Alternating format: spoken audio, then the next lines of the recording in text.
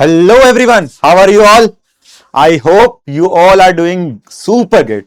So my name is Prince Kumar Barnwal and आज हम लोग जिस मोशन के बारे में पढ़ने वाले हैं उसका नाम है प्रोजेक्टाइल मोशन।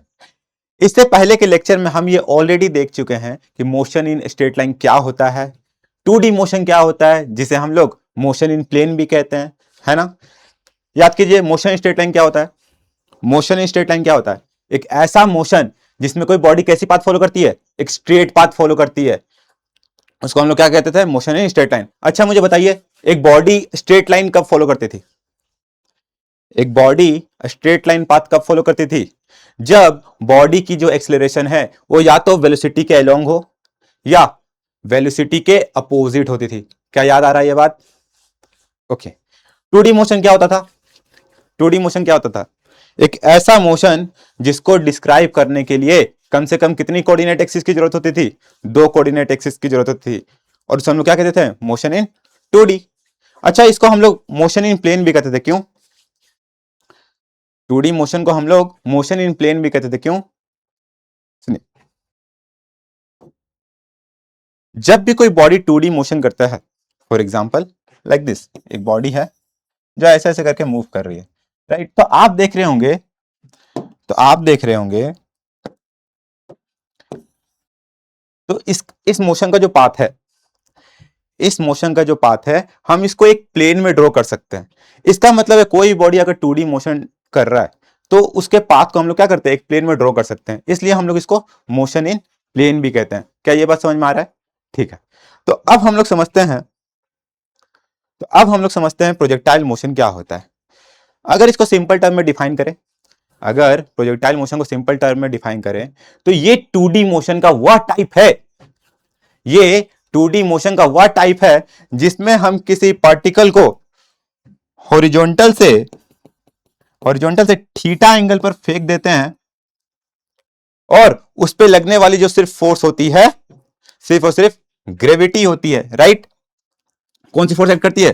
सिर्फ ग्रेविटी एक्ट करती है। और उस फोर्स के कारण जो एक्सेलरेशन प्रोड्यूस हुआ उसको हम लोग जी से डिनोट करते हैं, राइट। तो मैं ये बोलना चाहता हूं, कोई एक पार्टिकल है जिसको हॉरिजॉन्टल से थीटा एंगल पर फेंक देते हैं और उसके बाद जो बॉडी मोशन करती है ग्रेविटी के इन्फ्लुएंस में, उसको हम लोग कह देते हैं प्रोजेक्टाइल मोशन। ठीक है। तो इसके डेफिनेशन को एक बार मैं लिख देता हूं। क्या होता है प्रोजेक्टाइल मोशन? प्रोजेक्टाइल मोशन क्या होता है? When we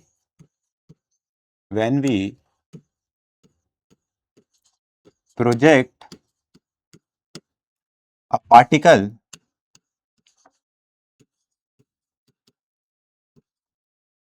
at angle theta from the horizontal,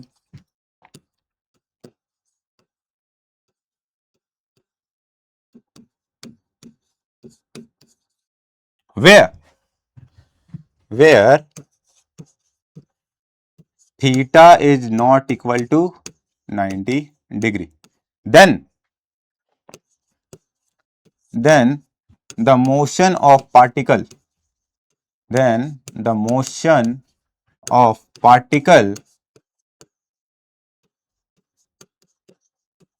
under the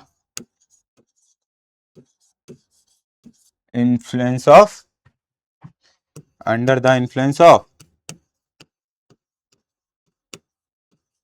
gravity only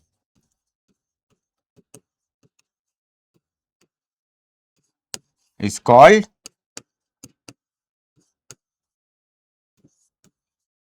projectile motion।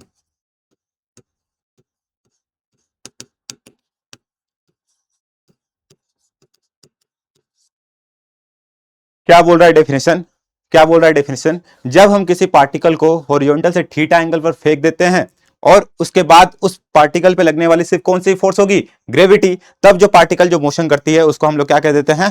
Projectile motion. और मैंने यहाँ एक बहुत ही इंपॉर्टेंट चीज लिखा हुआ है। क्या है वो? थीटा कभी भी 90 के इक्वल नहीं होगी। क्यों? इसको हम लोग देखेंगे आगे, है ना। ठीक है। और इसके बाद लिखिए, and the particle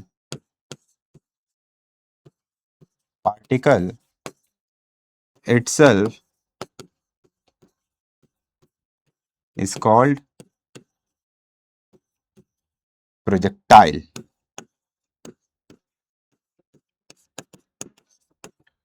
और जो पार्टिकल प्रोजेक्टाइल मोशन करती है उसको हम लोग क्या कह देते हैं? प्रोजेक्टाइल। ठीक है, जैसा कि आप देख सकते हैं, जैसा कि आप देख सकते हैं, ये एक पार्टिकल है, ये एक पार्टिकल है, राइट। ये एक पार्टिकल है जिसको मैंने इस हॉरिजॉन्टल से थीटा एंगल पर प्रोजेक्ट किया है यू वेलोसिटी से। ठीक है, और जैसे ही इस पार्टिकल को प्रोजेक्ट किया है, उसके बाद इस पार्टिकल पे कौन सी फोर्स लग रही होगी? ग्रेविटी लग रही है। ग्रेविटी फोर्स कौन सी होती है, याद है? ग्रेविटी फोर्स कौन सी होती है? ग्रेविटी फोर्स वो ग्रेविटेशनल फोर्स होती है जिसमें से एक ऑब्जेक्ट क्या होता है? अर्थ होता है। अर्थ के द्वारा जो ग्रेविटेशनल फोर्स लगाया जाता है उसको हम लोग क्या कहते हैं? ग्रेविटी। ठीक, और उस फोर्स की वजह, उस ग्रेविटी की वजह से जो एक्सेलरेशन प्रोड्यूस होती है उसको हम लोग क्या कहते हैं? Acceleration due to gravity. ठीक है, तो जैसे ही इस बॉडी को मैंने थीटा एंगल पे प्रोजेक्ट किया यू वेलोसिटी से, तो इसके इसके बाद इस बॉडी पे कौन सी एक्सेलरेशन लग रहा होगा? जी। ठीक, नीचे की ओर। ठीक, ओके। तो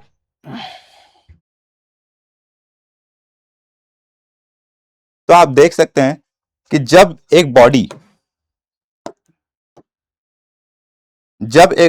प्रोजेक्टाइल मोशन करती है, तो आप देख रहे होंगे ये कर्व पाथ फॉलो कर रही है। और ये कैसी कर्व पाथ है? देख के बताइए कैसी कर्व पाथ है? एक पैराबोलिक कर्व पाथ है, राइट। तो हम लोग लिख सकते हैं, तो हम लोग लिख सकते हैं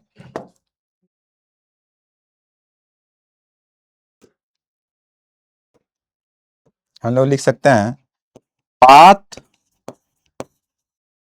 followed path followed by the projectile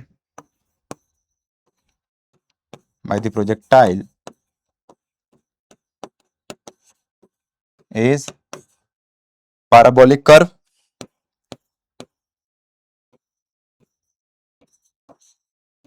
parabolic curve। ठीक है, क्या ये बात समझ में आ रहा है? क्या ये बात समझ में आ रहा है?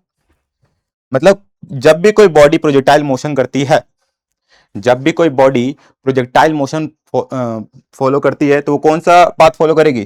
Parabolic curve. ठीक, तो अब मुझे बताइए, जो हमने ये डेफिनेशन पढ़ा उसके अनुसार क्या ये फुटबॉल प्रोजेक्टाइल मोशन कर रहा है? क्या ये प्रोजेक्टाइल मोशन कर रहा है? हाँ, क्यों?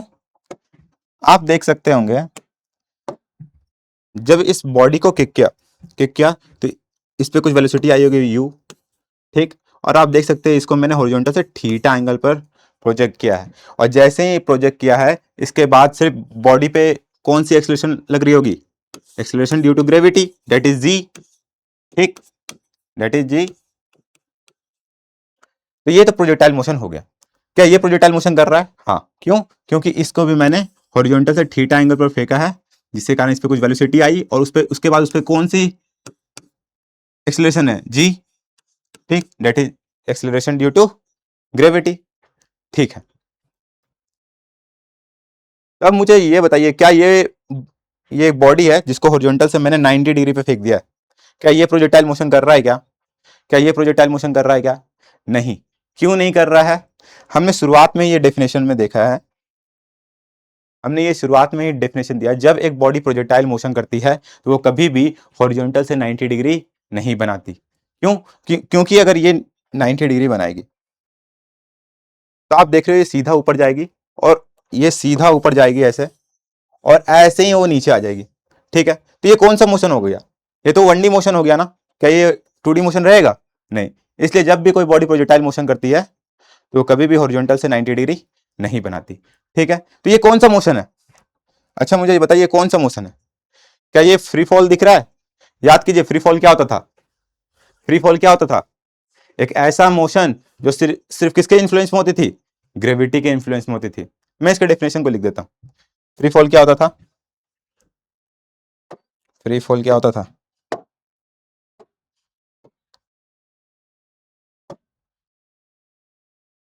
it is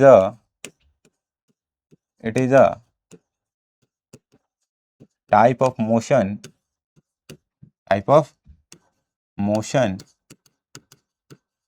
that is done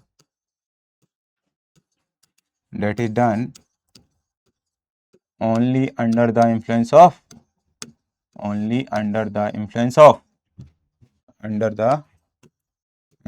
of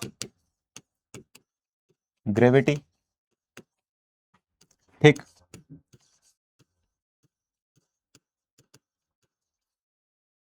तो यहां से हम क्या लिख सकते हैं? तो यहां से हम लोग क्या लिख सकते हैं? प्रोजेक्टाइल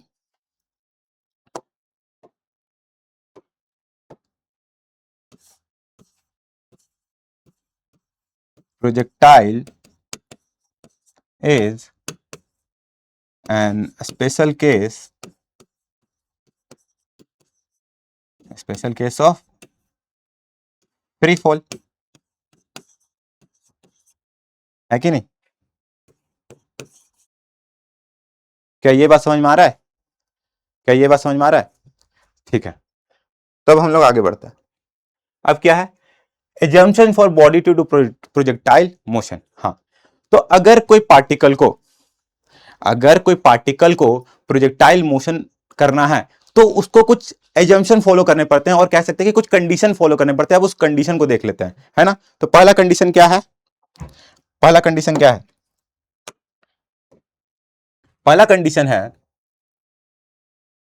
है maximum height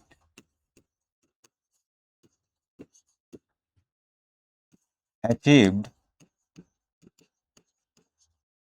by the projectile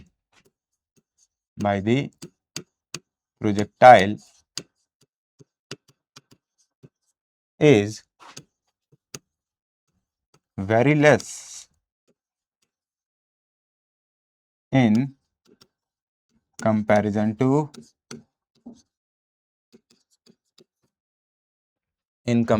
to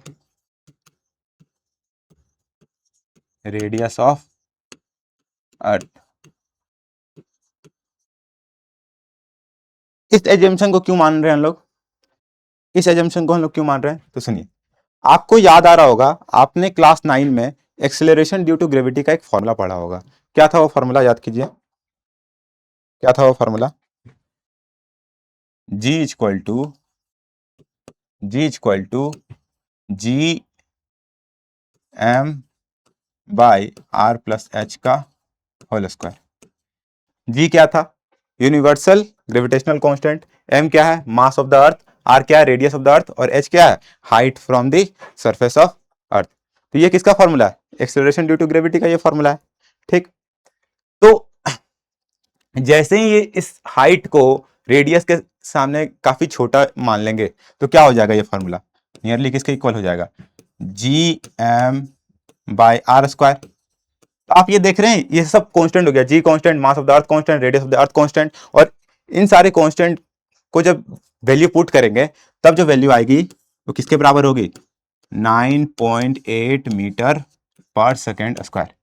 तो इससे क्या हो रहा है? जब हम ये एजम्पशन मान रहे हैं कि maximum height achieve by the projectile काफी कम है रेडियस ऑफ द अर्थ से, तो ग्रेविटी हमारी कैसे हो जा रही है? कांस्टेंट हो जा रही है। Sorry, acceleration due to gravity क्या हो रही है? कांस्टेंट हो जा रही है, जो कि उसकी वैल्यू क्या है? 9.8 मीटर पर सेकेंड स्क्वायर। ठीक है, दूसरा एजम्पशन देख लेते हैं। दूसरा एजम्पशन क्या है? दूसरा एजम्पशन क्या है?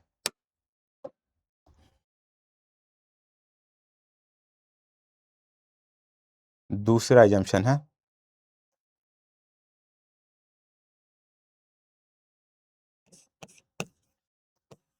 एयर रेजिस्टेंस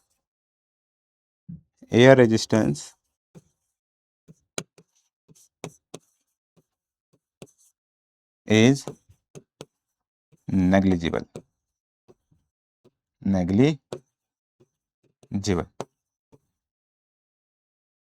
हम लोग दूसरा एजम्पशन क्या मान रहे हैं? कि जो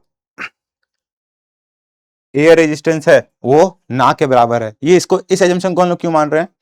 ताकि बॉडी पे सिर्फ कौन सी फोर्स एक्ट कर रही होगी? कौन सी फोर्स एक्ट कर रही होगी? ग्रेविटी एक्ट कर रही होगी। क्या लिख सकते हैं?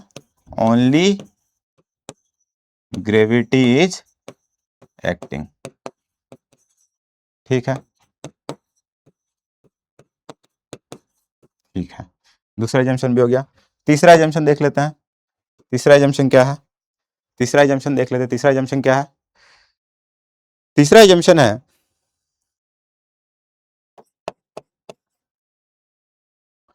Horizontal displacement, horizontal displacement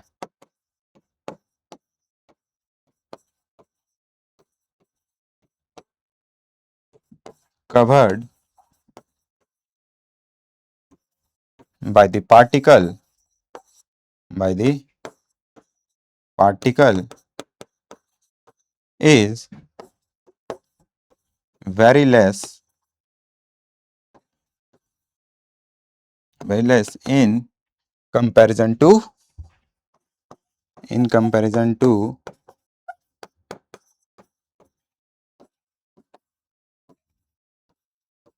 radius of the, radius of the earth। देखिए तीसरा एजम्पशन क्या बोल रहा है? Horizontal displacement cover by the particle is very less in comparison to radius of the earth. जैसे ही इस एजम्पशन को हम लोग फॉलो करते हैं, जैसे ही इस एजम्पशन को फॉलो करते हैं, देखिए ये अर्थ है, ये अर्थ है, आप देख सकते हैं इसका रेडियस ये हो जाएगा। अगर इसका हॉरिजॉन्टल डिस्प्लेसमेंट मान लीजिए इतना है, तो आप देख सकते हैं, आप क्या लग रहा है, ये ऑलमोस्ट एक फ्लैट सरफेस बन जाएगी, एक फ्लैट सरफेस बन जाएगी। तो जब भी हॉरिजॉन्टल डिस्प्लेसमेंट काफी कम होगा इस रेडियस की तुलना में, तो हम लोग अर्थ के सरफेस को क्या मान सकते हैं? फ्लैट। ठीक, ये बात समझ में आ रहा है? और सरफेस क्या हो जाएगा? Earth, earth surface will be flat. क्या ये बात समझ में आ रहा है? क्या ये बात समझ में आ रहा है? पहला एजम्पशन क्या था? Maximum height achieve by the projectile is very less in comparison to radius of the earth. जैसे ही इस एजम्पशन को माने, हमारा ग्रेविटी क्या हो गया? ग्रेविटी क्या हो गया था? कांस्टेंट हो गया था, है कि नहीं? Gravity will be constant, gravity will be constant, है ना? और ये किसकी वैल्यू है? ये एक्सेलरेशन ड्यू टू ग्रेविटी की वैल्यू है ना, ग्रेविटी की वैल्यू नहीं है, ये एक्सेलरेशन ड्यू टू ग्रेविटी की फॉर्मूला है। ठीक, दूसरा क्या था assumption? Air resistance is negligible. जैसे ही इस एजम्पशन को माने, क्या हो गया? बॉडी पे सिर्फ लगने वाली कौन सी फोर्स रह गई? ग्रेविटी। ठीक है, तीसरा एजम्पशन क्या था? Horizontal displacement cover by the particle is very less in comparison to radius of the earth. जैसे ही इस एजम्पशन को फॉलो किया कोई पार्टिकल, तो अर्थ की सरफेस क्या हो गई? फ्लैट। ठीक है, तो क्या ये तीनों एजम्पशन समझ में आ गया? ठीक है, तब हम लोग आगे बढ़ते हैं। आगे क्या है? Cases of projectile motion. हाँ, आगे हम लोग को क्या पढ़ना है? Cases of projectile motion. हम लोग के पूरे सिलेबस में हम लोग को मेनली तीन ही केसेस पढ़ने हैं। सबसे पहला केस है,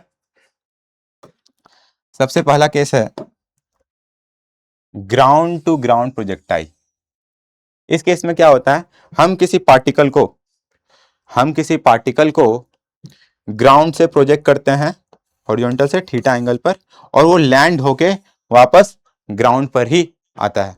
ठीक है, टावर टू ग्राउंड प्रोजेक्टाइल में क्या होता है? हम किसी पार्टिकल को किसी ग्राउंड से किसी एच हाइट से फेंकते हैं, किसी एच हाइट से फेंकते हैं, और वो लैंड होके वापस कहाँ आता है? ग्राउंड पे आता है। ठीक है, इंक्लाइन प्रोजेक्टाइल में क्या होता है?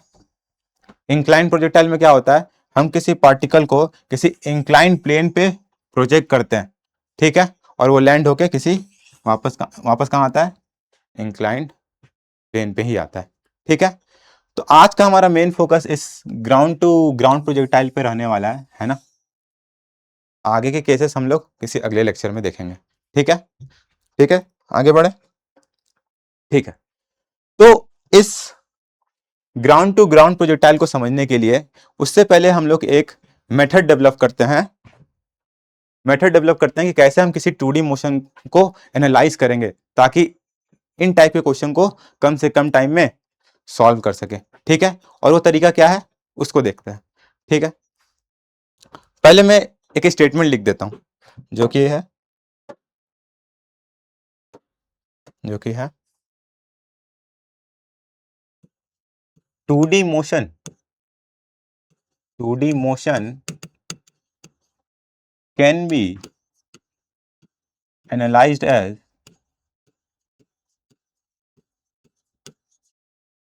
2D motion can be analyzed as combination of combination of combination of two 1D mutually perpendicular 1D mutually perpendicular motion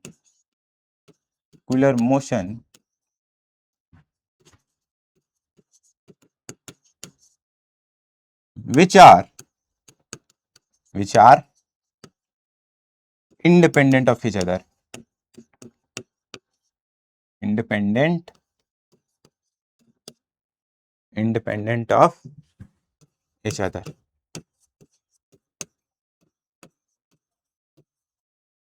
क्या बोल रहा है ये स्टेटमेंट?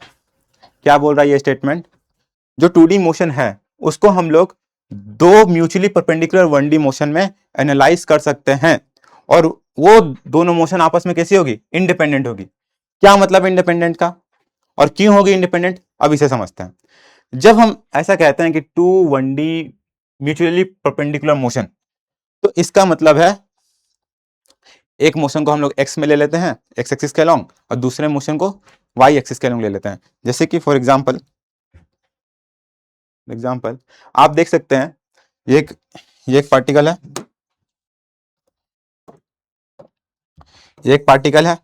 ये क्या कर रहा है? एक प्रोजेक्टाइल मोशन कर रहा है, और अभी अभी हम लोग देख चुके हैं projectile motion is example of 2D motion, right. तो आप देख सकते हैं मैंने इसके मोशन को क्या किया है, दो म्यूचुअली परपेंडिकुलर 1D मोशन में डिवाइड कर दिया है, one along y axis and one along x axis. देख रहे हैं? ठीक। और उसके बाद क्या करेंगे, दोनों मोशन को अलग अलग एनालाइज कर लेंगे। ठीक है, तो सबसे पहले तो हम लोग ये समझते हैं कि इसका मतलब क्या है कि दो म्यूचुअली परपेंडिकुलर मोशन आपस में कैसी होती है? इंडिपेंडेंट। इसका मतलब क्या है? इसका मतलब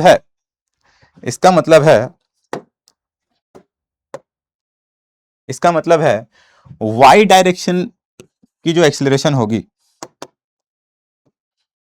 इसका मतलब है वाई डायरेक्शन की जो एक्सीलरेशन होगी वो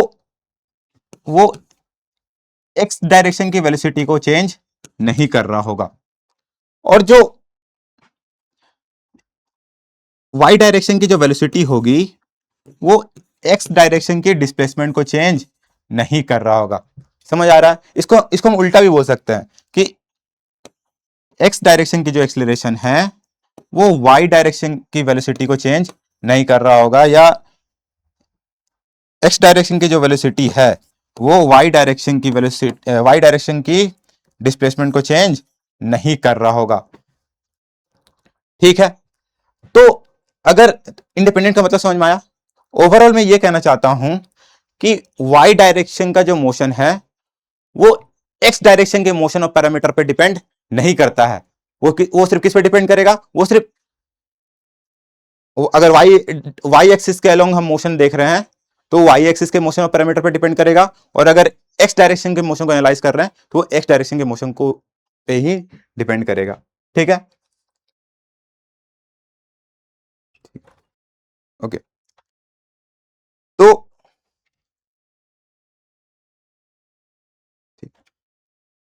अब हम लोग क्या करते हैं, जब हमें ये पता चल गया कि दोनों मोशन आपस में इंडिपेंडेंट है, दोनों मोशन आपस में इंडिपेंडेंट है, तो हम लोग क्या करेंगे, दोनों एक्सिस के अलोंग अलग अलग इक्वेशन ऑफ मोशन लिख देंगे। इक्वेशन याद कीजिए, इक्वेशन ऑफ मोशन हम लोग कब यूज करते थे? इक्वेशन ऑफ मोशन हम लोग कब यूज करते थे?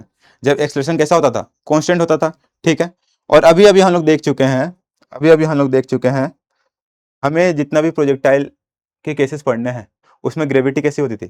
कांस्टेंट होती थी, राइट। तो अगर मान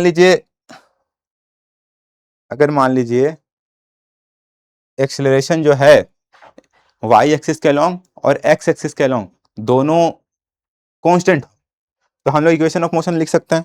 तो हम लोग क्या करते हैं, पहले अलोंग एक्स एक्सिस लिख लेते हैं, अलोंग एक्स एक्सिस, और दूसरा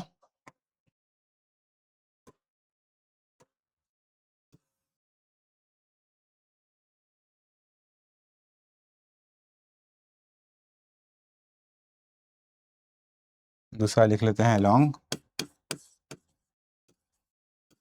वाई एक्सिस, ठीक है। अलोंग एक्स एक्सिस लिखेंगे, पहला इक्वेशन ऑफ मोशन लिख लेते हैं हम लोग। पहला इक्वेशन ऑफ मोशन क्या होता था? पहला इक्वेशन ऑफ मोशन क्या होता था? याद कीजिए, क्या लिख सकते हैं? V x equal to you x plus A x t, ठीक। दूसरा इक्वेशन क्या लिख सकते हैं? दूसरा इक्वेशन क्या लिख सकते हैं? S x equal to you x t plus half a x t square, ठीक है। तीसरा इक्वेशन ऑफ मोशन हम लोग क्या लिख सकते हैं? तीसरा इक्वेशन ऑफ मोशन याद कीजिए, v square x equal to v square x equal to you square x plus two a x s s x, ठीक। इसी तरह वाई एक्सिस के अलोंग क्या लिखेंगे? वाई एक्सिस के अलोंग क्या लिखेंगे? V Y equal to you Y plus A Y T, ठीक।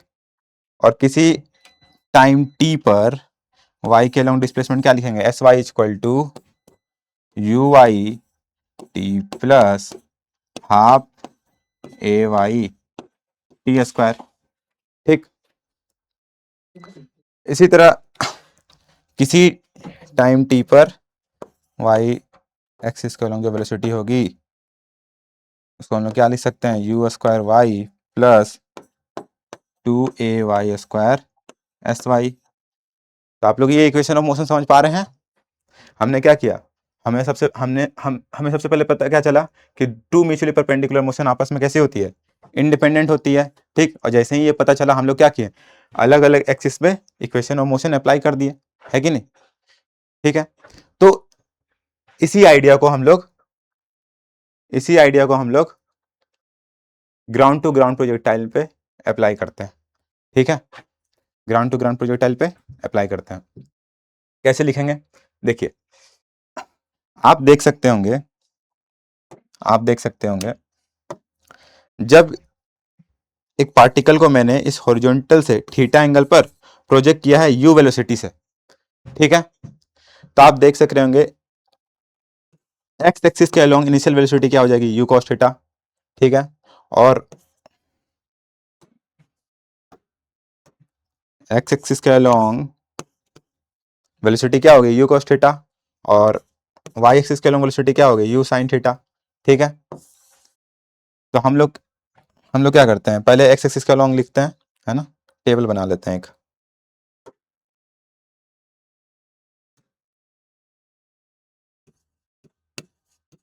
अलोंग एक्स एक्सिस,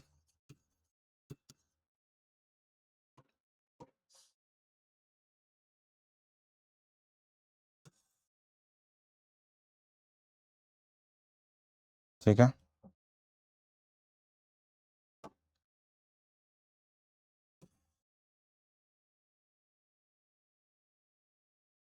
ठीक है, दूसरा क्या हो जाएगा? अलोंग वाई एक्सिस, ठीक है। देखिए, अच्छा मुझे बताइए एक्स एक्सिस के अलोंग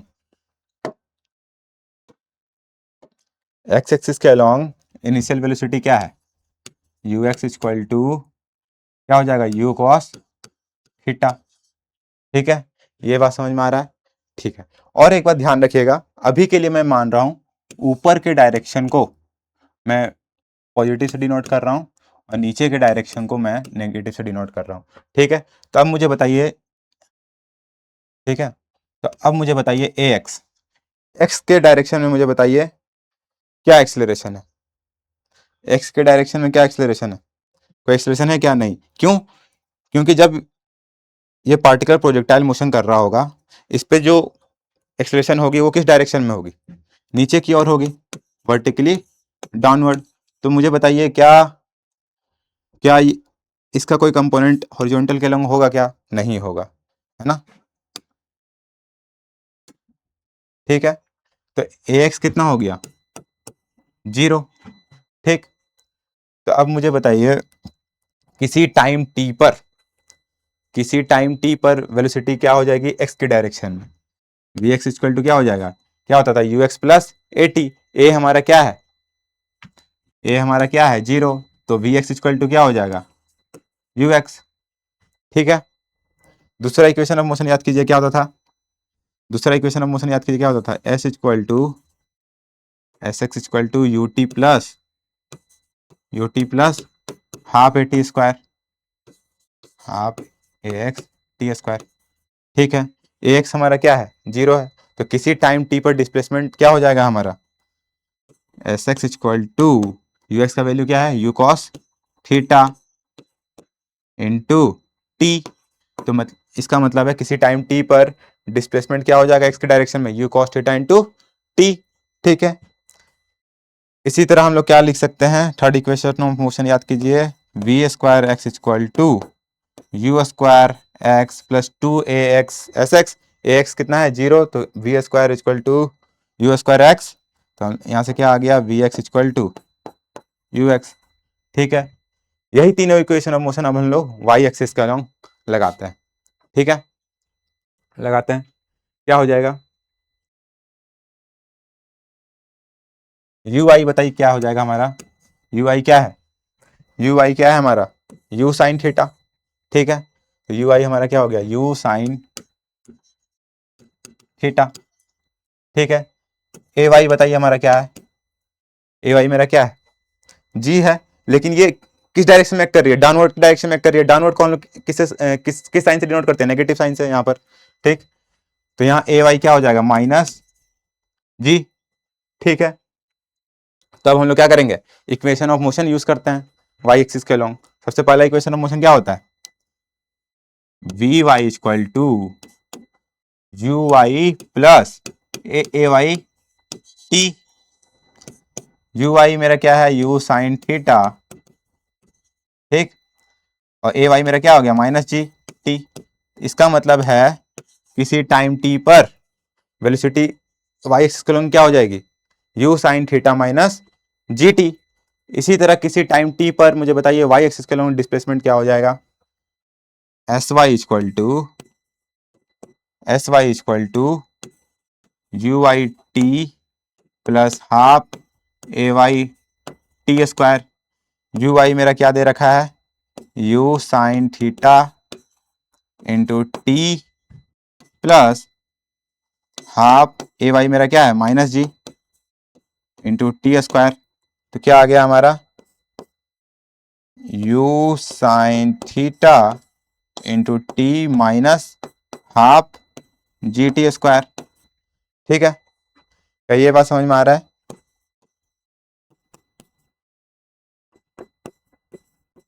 एस वाई क्या हो गया? You sine theta minus half g t square. ठीक है, इसी तरह तीसरा इक्वेशन ऑफ मोशन क्या हो जाएगा? V square Y equal to B square Y equal to you square Y plus 2 ay S Y. ठीक है, तो अब इस मेथड को हम लोग एक क्वेश्चन में अप्लाई करते हैं। ठीक है, एक क्वेश्चन में अप्लाई करते हैं। देखिए ये क्वेश्चन क्या बोल रहा है? ये क्वेश्चन क्या बोल रहा है? एक पार्टिकल है, एक पार्टिकल है जिसको मैंने 60 डिग्री पे प्रोजेक्ट किया है, हॉरिजॉन्टल से 60 डिग्री पे प्रोजेक्ट किया है 40 मीटर पर सेकेंड की रफ्तार से, ठीक है। और किसी टाइम टी पर वो हॉरिजॉन्टल से 30 डिग्री पे है, तो हमें सबसे पहले, जब वो 30 डिग्री पे होगा तो हमें तो सबसे पहले वो वेलोसिटी फाइंड करनी है पार्टिकल की, जब वो हॉरिजॉन्टल से 30 डिग्री बना रहा होगा। और फिर वो समय पता करना होगा, find time T when it move 30 degree with the horizontal. कैसे पता करेंगे, कैसे पता करेंगे? हम लोग क्या करेंगे, पहले एक्स एक्सिस के अलोंग मोशन को एनालाइज कर लेते हैं। क्यों? एक्स एक्सिस के अलोंग मोशन को एनालाइज करना आसान है। क्यों? एक्स एक्सिस के अलोंग एक्सेलरेशन क्या थी? 0, ठीक है। तो हम लोग सबसे पहले एक्स एक्सिस के अलोंग मोशन को एनालाइज कर लेते हैं। हम लोग क्या लिख सकते हैं? हम लोग लिख सकते हैं अलोंग अलोंग एक्स एक्सिस, हम लोग क्या लिख सकते हैं? सबसे पहले बताइए यू एक्स क्या हो जाएगा? यू एक्स क्या हो जाएगा? यू एक्स क्या हो जाएगा? 40 cos 60, 40 cos 60, that is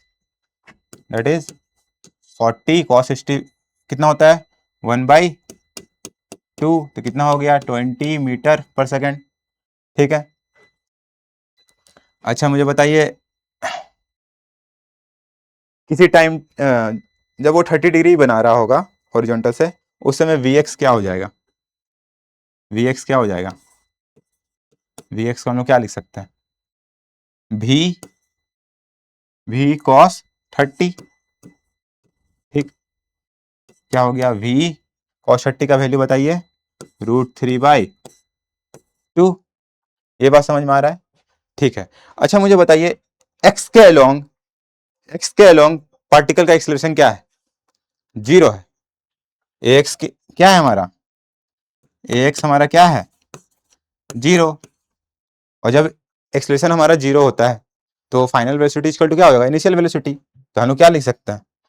vx equal to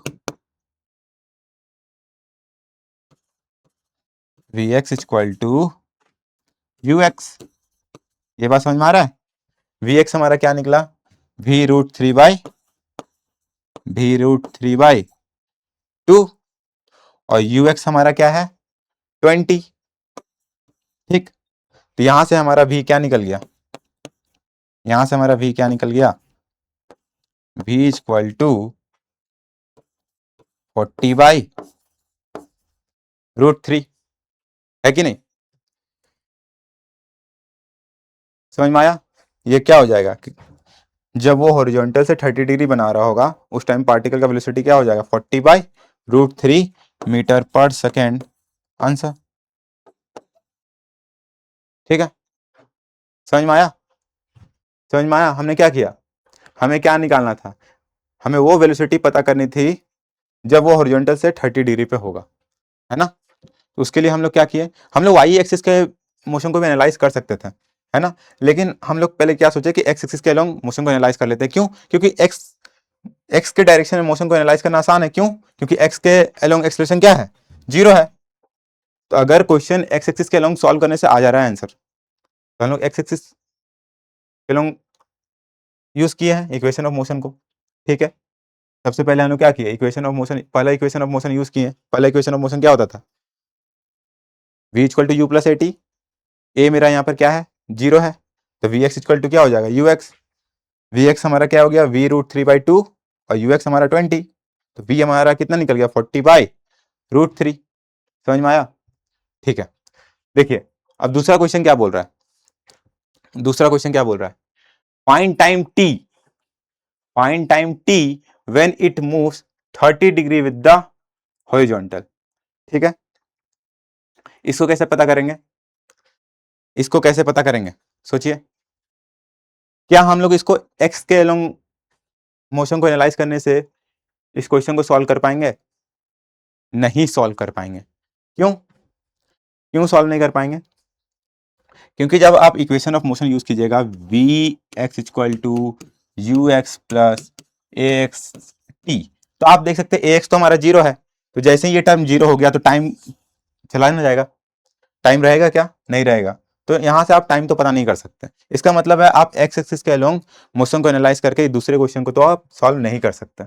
ठीक है, तो इसके लिए हम लोग क्या करेंगे,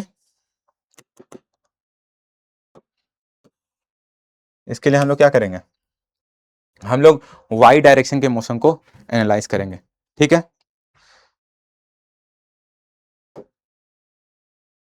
ठीक है, वाई डायरेक्शन के मोशन को एनालाइज करते हैं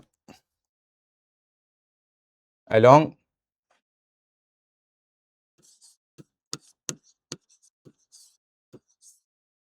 वाई एक्सिस। ठीक है, मुझे बताइए यू आई क्या हो जाएगा, यू आई क्या हो जाएगा, 40 40 साइन 60। ठीक है, कितना हो गया, 40 साइन 60 का वैल्यू कितना होता है, √3/2, कितना हो गया, 20√3। ठीक, 20√3। इसी तरह वी वाई क्या हो जाएगा, देखिए वी वाई क्या हो जाएगा, V sine, sorry, V sine 30। ठीक है, भी हमने अभी अभी पता किया था, भी हमने अभी अभी पता किया था, क्या आया था, 40/√3। ठीक है, वी हम क्या लिखेंगे, 40/√3। साइन 30 का वैल्यू क्या हो जाता है, 1/2। यहां से हमारा क्या निकल गया, 20/√3। ठीक है, अब हम लोग क्या करेंगे, इक्वेशन ऑफ मोशन हम लोग यूज कर लेते हैं। ठीक है, इक्वेशन ऑफ मोशन यूज करते हैं। क्या होता था इक्वेशन, पहला इक्वेशन ऑफ मोशन बताइए, V Y equal to you Y plus A Y T. V Y हमारा कितना निकल गया, 20/√3। ठीक, यू ये हमारा क्या है, 20√3। ए वाई हमारा क्या है, जी, जी की वैल्यू ऑलमोस्ट हम लोग क्या मान लेंगे, 10 मीटर पर सेकेंड स्क्वायर। ठीक है, इंटू टी। देखिए यहाँ से कुछ कट रहा है क्या, कुछ कट रहा है क्या, हाँ, क्या हो जाएगा देखिए, T 10t equal to 20√3 minus 20/√3। इसको सॉल्व कीजिए, इसको सॉल्व कीजिए, क्या हो जाएगा, इसको सॉल्व करेंगे क्या हो जाएगा, एक जीरो गया, जीरो गया, जीरो गया, क्या बचा, t = 2√3 माइनस 2/√3। ठीक है, इसको सॉल्व करते हैं, क्या हो जाएगा, √3 नीचे आ गया, कितना हो जाएगा, 6 माइनस 2, यहाँ से क्या हो गया, 4/√3। ठीक है, तो टाइम का वैल्यू क्या आ गया, 4/√3 सेकेंड। आंसर समझ में आया, समझ में आया। हम लोग क्या किए, वाई एक्सिस के अलोंग मोशन को एनालाइज किए हैं। ठीक, वाई एक्सिस के मोशन को एनालाइज किए हैं, सबसे पहले क्या किए, यू वाई निकालें, फिर वी वाई निकालें, फिर हम लोग क्या किए, इक्वेशन ऑफ मोशन यूज किए। पहला equation of motion Y axis के अलोंग में जो कि था V Y equal to you Y plus A Y T. ठीक है, और इससे फिर हम लोग क्या पता कर लिए, वो टाइम पता कर लिए जब वो हॉरिजॉन्टल से 30 डिग्री बना रहा होगा। ठीक है, समझ में आया ये बात, क्या ये बात समझ में आया, ठीक है। हाँ, तो आज के लेक्चर को हम लोग यहीं तक रखते हैं, है ना। इसके आने वाले लेक्चर में हम लोग time of flight, maximum height, range जैसे टर्म से फेमिलियर होंगे, है ना। तो ठीक है, अभी के लिए विदा लेते हैं, थैंक यू।